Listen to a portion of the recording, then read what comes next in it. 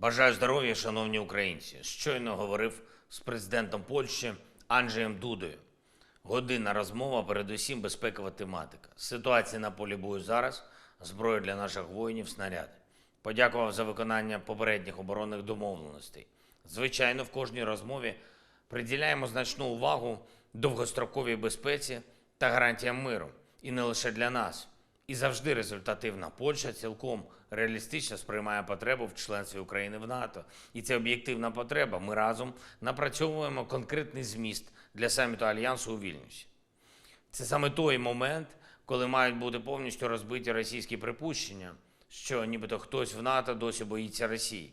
Такі припущення підживлюють російські агресивні амбіції. Маємо і можемо їх знешкодити. Дякуємо Польщі за підтримку України і реального посилення НАТО. Не лише сьогодні, а й протягом усього тижня дуже предметно готуємось до конференції з відновлення України, яка вже наступного тижня відбудеться в Лондоні. Це буде вагомий захід, дуже представницький, який об'єднає і політичні, і бізнесові зусилля заради відновлення нашої країни та нормального життя наших людей.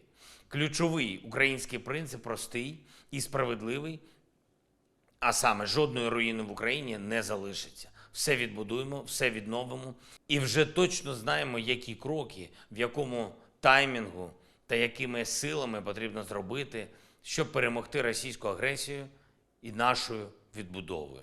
Коли руїни зникають, то програє не просто агресор, а сама ідея агресії, і це буде. Щодня, готуючись до цієї лондонської конференції, проводимо тривалі та глибокі підготовчі наради. Всі потрібні державні інституції залучаються різного рівня і робимо все, щоб під наше бачення, українське бачення, як і завжди, змістовне був підготовлений і відповідний рівень міжнародних домовленостей. Продовжуємо і нашу комунікацію з партнерами щодо російського ракетного виробництва.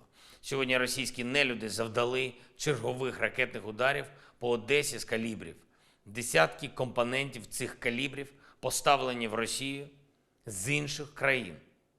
Очевидно, що кожен такий шлях постачання – це шлях посилення терору. Світ має інструменти, щоб перекрити всі подібні шляхи.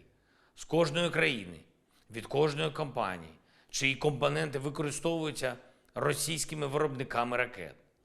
Підписав сьогодні нові укази про відзначення наших воїнів державними нагородами, зокрема і воїнів повітряних сил, нашої протиповітряної оборони, саме тих героїв, які щоночі, щодня рятують життя наших людей. Також нагородами відзначені наші розвідники та військовослужбовці Збройних сил, бойових бригад та підрозділів. Загалом 331 воїн. 331 героїчне життя. Будь ласка, завжди пам'ятайте, що ми усі в Україні зобов'язані своїм життям тим, хто став на захист життя нашого народу і незалежності. Повага до наших воїнів, повага до рідних наших воїнів, повага до дружин та чоловіків, усіх тих, хто став на захист держави, це безумовно. Вдячність цим людям – це безумовно. Україна вміє бути вдячною, і це варто показувати щодня. Дякую всім, хто воює і працює заради нашої перемоги. Особливо дякую кожному і кожній, хто зараз в боях на сході та півдні нашої держави відкриває Україні стратегічний простір руху до перемоги.